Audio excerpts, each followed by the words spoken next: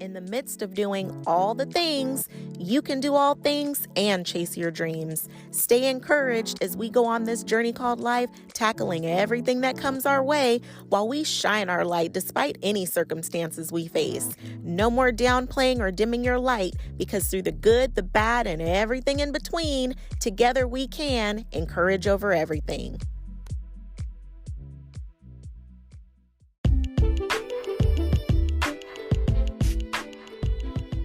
For years, I was hitting that snooze button so much, it just became a part of my normal morning routine to snooze like 3 times. And I just got tired of waking up feeling so out of it and not looking forward to the day. So if you are tired of being grumpy Smurf in the morning and not having enough energy, or just ready to change because you've gotten on your own nerves for the last time, brighter mornings can be yours. I heard about morning routines, and through trial and very little error, I found what works for me, and now I'm sharing it with you.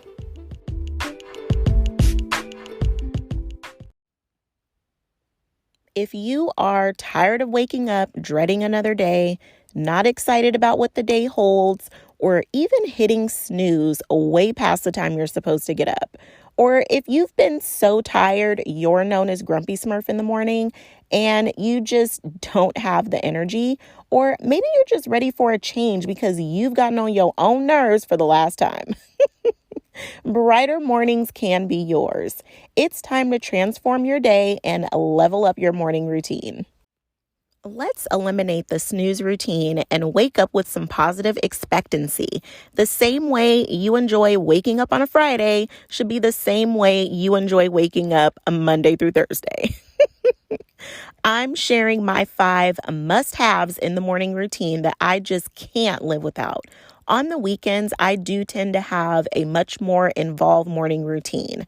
A lot of the things that I do during the week, I do them for much longer, along with a few other things. But these are the 5 that I cannot do without. Sometimes, the morning doesn't work out the exact way that I want it to, but I make sure that I do these 5 no matter what. Because if I don't have these 5, my day is off and I feel it in a major way. So first, I want you to decide why you want a better morning. Knowing your why is so important because it really becomes your anchor when you don't feel like doing the thing that you promised yourself you'd do. Because let's face it, there are going to be those mornings when you want to hit the snooze button for the 11th time or skip the morning routine because you just woke up on the wrong side of the bed. So whatever the reason is, you need to know why you want a better morning. So when it's hard or inconvenient, or for some other reason, you have a greater purpose to follow through despite how you feel or what's going on around you. So keep your why visible so you don't lose sight of it. Make it a wallpaper on your phone, set an alarm, or write it on your whiteboard. Just put it someplace that you can see it daily and stay reminded of why you are making this adjustment, and you're more likely to actually stick to those habits. You deserve to have a morning that touches happiness from the time you wake up.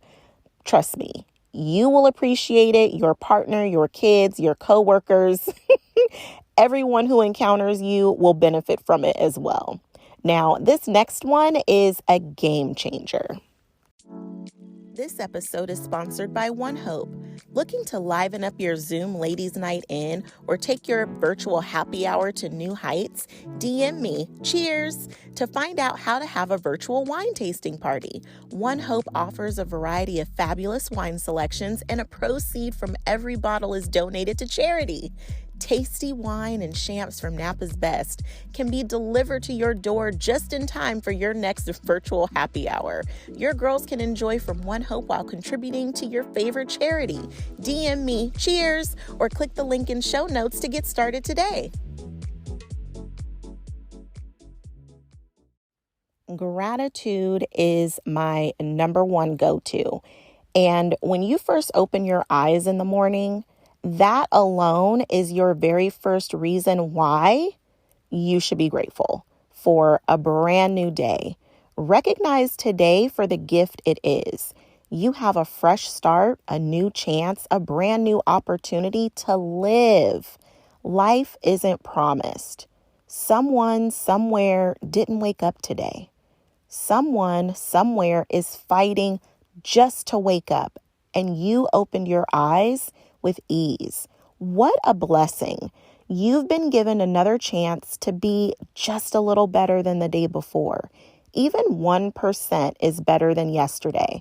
1% over a year is 365%. It adds up. So take this as another opportunity to be here to love on your loved ones and for them to love on you. When you start your day with that sense of gratitude, you are setting the tone for your day on a positive note. That way, when life happens and hits hard, you've already created a baseline that you can fall back on. Gratitude sets your default system to see the positive instead of just the negative. It allows you to deal with hard things from a solution-based perspective instead of just focusing in on all the problems. Because let's face it, it's easy to focus on problems and stay stuck there. But what we really need are to be focused on solutions. Gratitude may come really naturally to some and seem super easy, while it might seem really hard for someone else. So if your negative Nelly tends to drive every day instead of your positive Patty, then it can seem like climbing uphill with 100-pound luggage on your back. So let's not pay extra because our luggage exceeds the free weight limit. Gratitude requires effort, focus, and attention. But as with anything, in the beginning, it may seem like it's a lot, but over time, it becomes really easy. Just don't give up before it becomes second nature. Meditation is another must-have. I shared in episode 4 how taking a 1% challenge to meditate for 14 minutes every day for 30 days made me fall in love with meditation. Not only were my hectic days less manic and more smooth, my nerves were way less frazzled, and I had mental clarity, and how I responded and handled things improved dramatically. It took my peace to a whole new level. And to know me is to know I protect my peace at all costs, okay? My favorite word used to be overwhelmed. I used to describe every day with that word in there somehow, some way. But with meditation, every day wasn't described as overwhelmed. There may have been some moments that popped up, but knowing I could breathe through them made it so much more manageable. When you set aside time to meditate, it's such a sacred time. Some people pray, meditate, or both to invest in the connection to God or whomever you believe in, as well as your own intuition. Having that connection to your own intuition and inner knowing is key. You have the answers to what you need and want, but when it's loud, you can't hear them. Before you start checking emails or everyone else starts bombarding you with their list of demands, and before you start scrolling social media and comparing your life to someone else's highlight reel, just before the noise of the world bursts in and consumes you, ground yourself in peace. Meditation has benefits that can help you with your focus and what you choose to set your sights on, as well as how you keep yourself from lashing out and apologizing later. It improves your memory, increases attention, lowers blood pressure, and builds greater compassion. Now, gratitude and meditation have a lot of the same benefits. They can improve your physical health, psychological health. You'll have less pain. It can boost your immune system, improve sleep quality. Ooh, hallelujah for the sleep. Improves emotional regulation. It improves your self-esteem and relationships. It enhances empathy, encourages healthier behavior, really increases feelings of happiness, optimism, positive mood, resilience, and mental strength. They also reduce stress, aggression, anxiety, depression, burnout, and symptoms of PTSD. These are all gifts you deserve to give to yourself and others. This is a peace you can access at any time. So when you're operating from this place, you're slower to react or judge, and that includes your own self-judgment, and really have more compassion towards yourself and others. I mean, we all want that, right? There are so many great resources out there as well for meditation and gratitude. I mean, you can just open up your phone and go to the App Store and type in the word gratitude or meditation and see everything that pops up. I'll also make sure to list some of my favorites in the show notes. Once I fed myself spiritually, I could then take a look at my schedule and set the intention for the day.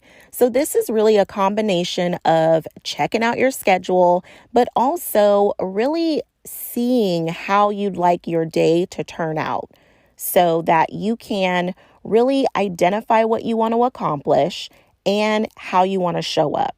So defining what you want to accomplish at the end of the day really helps to narrow your focus and minimize that overwhelm.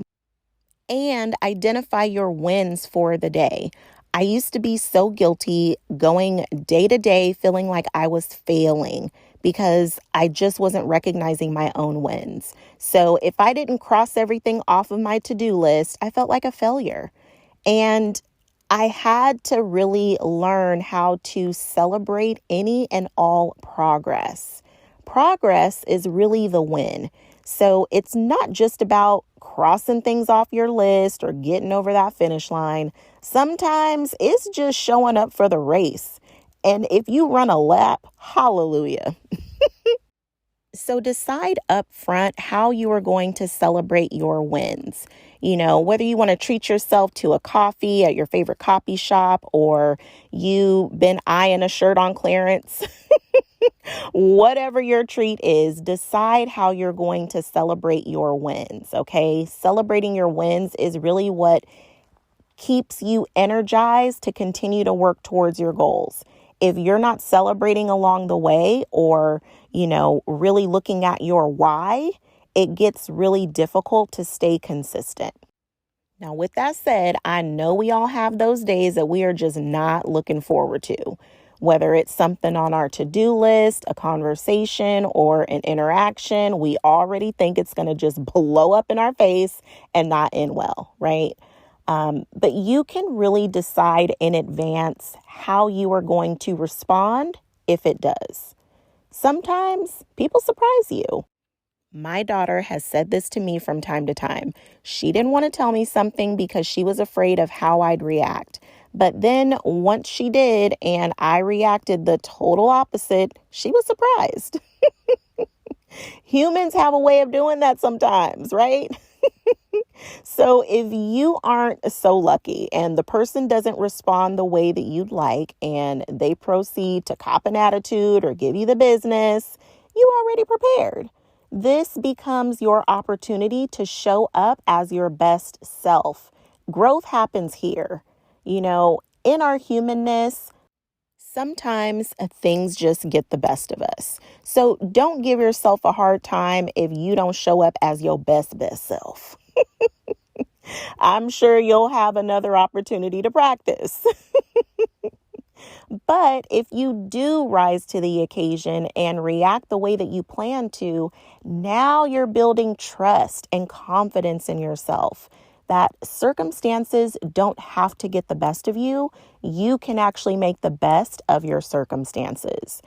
When you set your intention for how you want to live the day, you have a much better chance of living the day as you intended instead of the day living you. Now, let's face it, the day will definitely take control and hand you a bunch of stuff you don't want or want to deal with. So setting intention is really a way that you can exercise control over your life.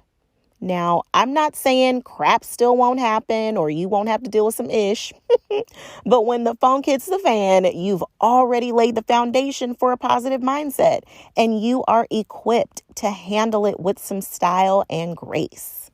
With all that said, allow for flexibility and embrace change. It's okay to have a plan, but it's also okay to deviate from the plan. Fighting against change just makes it harder to deal with. But when you stay flexible, you can bob and weave, shift and adjust as you need to. While setting intention for the day, make sure you've got self-care built into your day. During the week, I meditate in the morning for at least 15 minutes, and I plan my meals out to make sure that I'm feeding my body food that loves me back. Now, you know what I mean. Our relationship with food can be, a little something, something.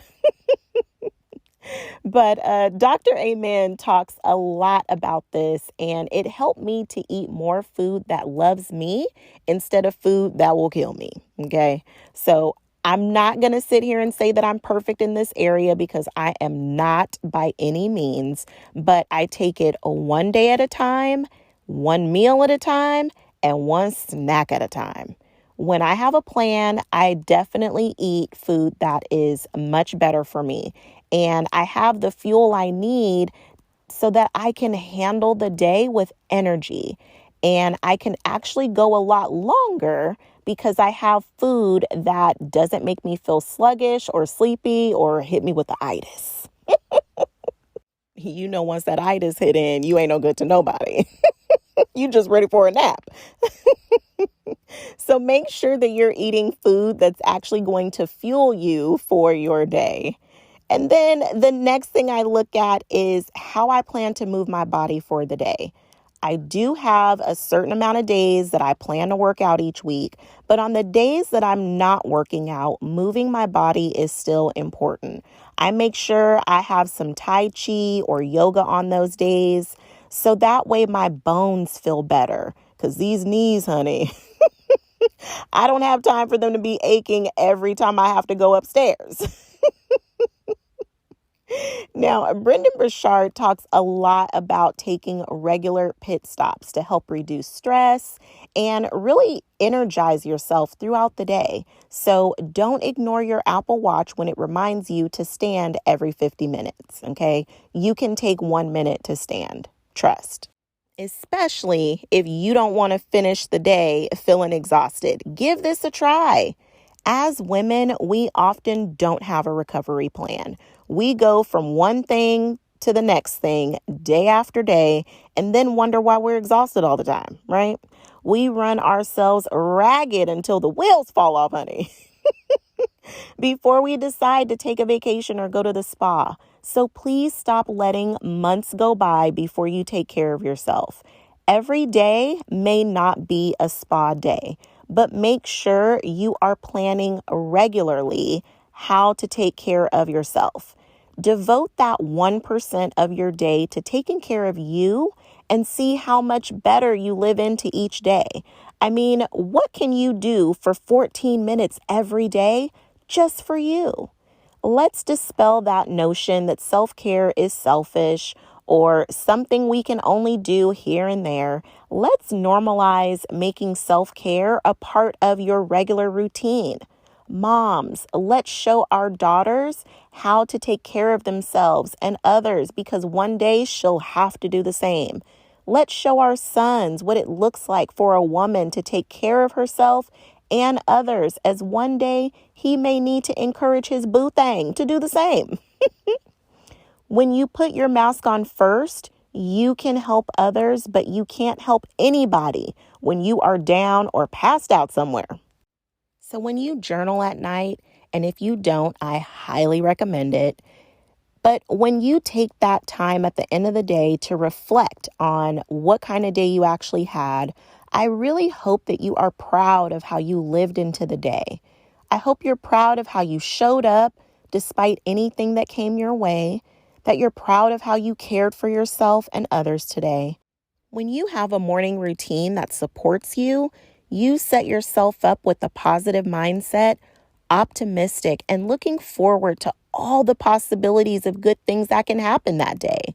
When there are moments that are not so positive or welcomed, you've already set yourself up for success regardless. I really hope this episode really lifts you up today.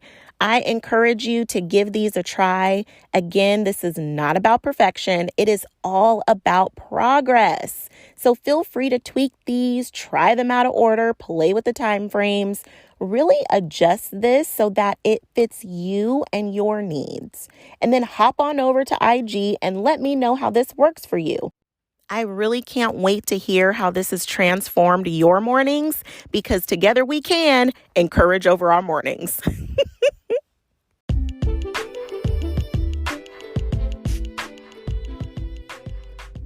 Thanks for tuning in.